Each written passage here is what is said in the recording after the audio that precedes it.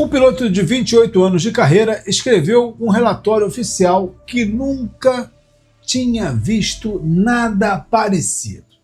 Ninguém explicou o que ele viu. No mês passado, um governo mais monitorado do planeta abriu mais um pedaço do que guarda em segredo há décadas. Não foi o primeiro lote, não será o último, e cada vez que um arquivo novo aparece, a mesma pergunta volta à tona. Por que ainda chamam isso de não resolvido? Tem relato de 1948, tem vídeo captado por sensor militar, tem gente dentro do próprio governo admitindo que não sabe explicar o que está registrado. E o site que reúne tudo isso já recebeu mais de 1 bilhão de acessos em menos de 3 meses. O que motivou o governo americano a abrir esse cofre justamente agora? O que exatamente está registrado nesses arquivos? E o que muda quando um piloto experiente admite por escrito que não tem resposta? Para entender isso, precisa voltar no tempo, até uma ordem assinada em fevereiro desse ano. Meu nome é Lécio, tudo bem com você? Espero que esteja 100%. Aqui é do canal Fato Proibido. Vamos nessa! Fevereiro de 2026, Donald Trump assina uma ordem determinando que as agências federais americanas localizem, revisem e liberem ao público todo o arquivo histórico sobre fenômenos anômalos não identificados, o WAP, sigla que substitui oficialmente a antiga OVNI, dentro do governo dos Estados Unidos. No dia 8 de maio de 2026, o Departamento de Guerra coloca no ar o endereço war.gov/UFO, batizado de PERSIO, Sistema Presidencial de Abertura e Divulgação de Registros sobre Encontros com o UAP. A sigla é UAP. O comunicado é direto. O povo americano poderia acessar os arquivos desclassificados instantaneamente, sem qualquer autorização de segurança necessária. A resposta é imediata. Em poucas horas, o site trava por excesso de acesso, o mesmo tipo de sobrecarga que o site do Departamento de Justiça enfrentou quando liberou os arquivos do caso Epstein, usando um modelo parecido. Entre maio e julho, o volume acumulado chega a 1,7 bilhões de acessos globais, segundo o porta-voz do Pentágono. O padrão que se estabelece é de divulgação em ondas. Em maio, o primeiro lote. Um segundo chega ainda no mesmo mês. Em junho, um terceiro lote inclui o relato de um orbe-mãe, alaranjado, lançado orbes vermelhos menores, documentado pelo diretor da AARO. E no dia 10 de julho de 2026, uma sexta-feira, chega o quarto lote. 40 arquivos novos, 14 documentos, 19 vídeos, 4 áudios e 3 imagens, cobrindo um intervalo de quase 80 anos, de 1948 a 2025.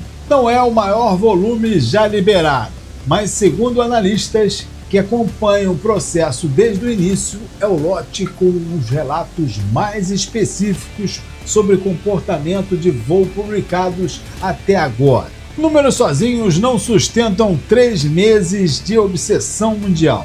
O que sustenta são os relatos dentro desses arquivos.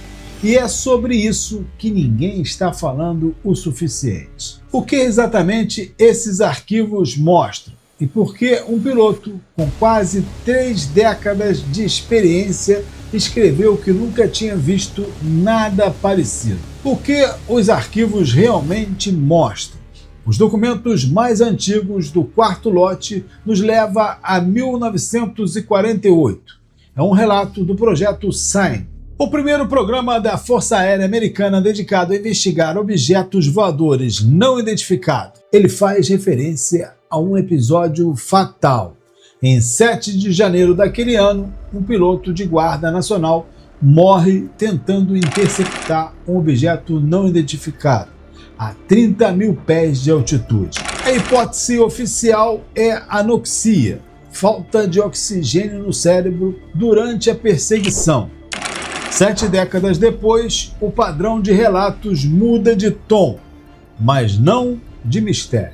Em 2019, no leste dos Estados Unidos, um piloto militar com 28 anos de carreira na Força Aérea e na Marinha registra um objeto retangular em alta velocidade. Vários outros tripulantes tentam identificá-lo e falham. Na descrição anexada ao arquivo, o piloto escreve que notou características de voo que jamais havia visto em 28 anos de serviço.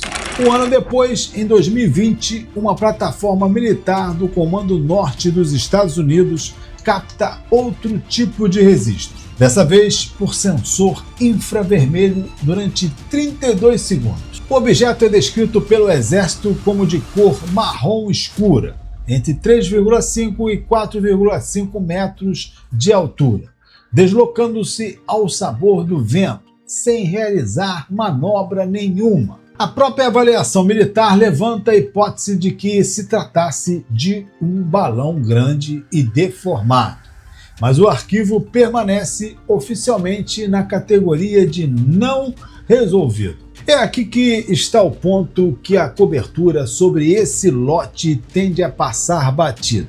Entre aspas, não resolvido não significa inexplicável. Significa que o governo, com todo o aparato de inteligência que tem à disposição, CIA, FBI, NASA, Forças Armadas, não reuniu dados suficientes para fechar uma conclusão. Não é ausência de resposta por excesso de mistério, é ausência de resposta por escassez de prova. 3 casos, 3 décadas diferentes, 3 níveis de tecnologias de registro, de um relatório escrito à mão em 1948 até um sensor infravermelho de última geração em 2020. E, em nenhum dos 3, o governo mais monitorado do planeta conseguiu fechar a conta. Se um piloto de 28 anos de experiência não consegue explicar o que viu e o Pentágono não consegue classificar o que gravou, quem exatamente vai conseguir? Nem todo caso do arquivo resiste à investigação, a uma análise. E em junho, no 3º lote, a própria Iron analisou um avistamento sobre as montanhas de Shine, no Colorado, e ofereceu uma explicação legal. Luz solar refletindo em neve, criando um efeito de retroespelhamento capaz de iluminar nuvens baixas na região. Embora o próprio analista tenha classificado essa hipótese como de baixa confiança, por falta de dados sobre o campo de visão da testemunha. É esse duplo movimento que define o programa inteiro. De um lado, o governo desclassifica volumes reais de material nunca visto pelo público.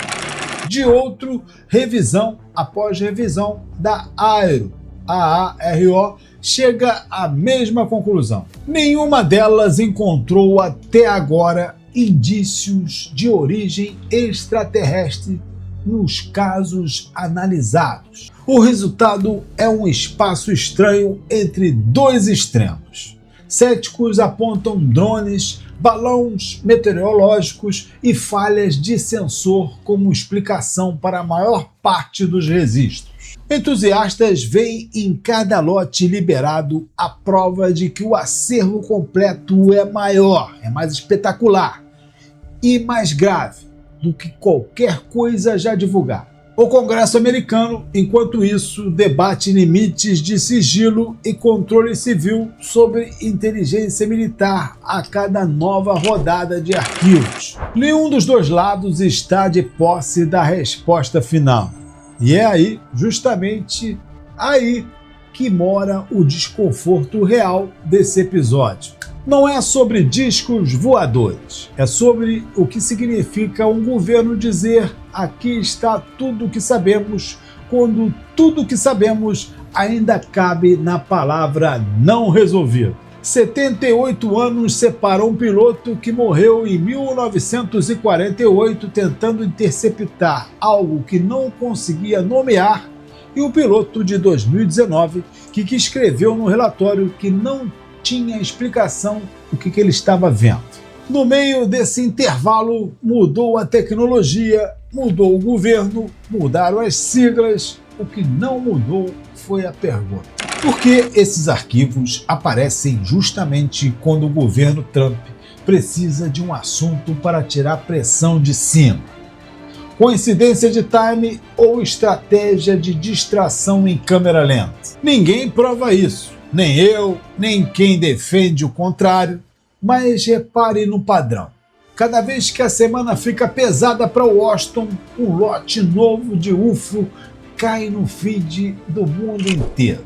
Meu nome pode ser a burocracia rodando no seu próprio ritmo, ou pode ser o manual mais velho da política, atualizado para a era da informação.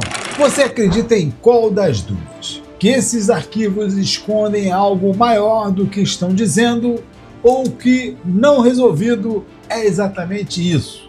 Falta de dado, não conspiração. Comenta aqui nos comentários, eu vou ler tudo, vou te deixar com mais um vídeo aqui. Obrigado por assistir e até o próximo.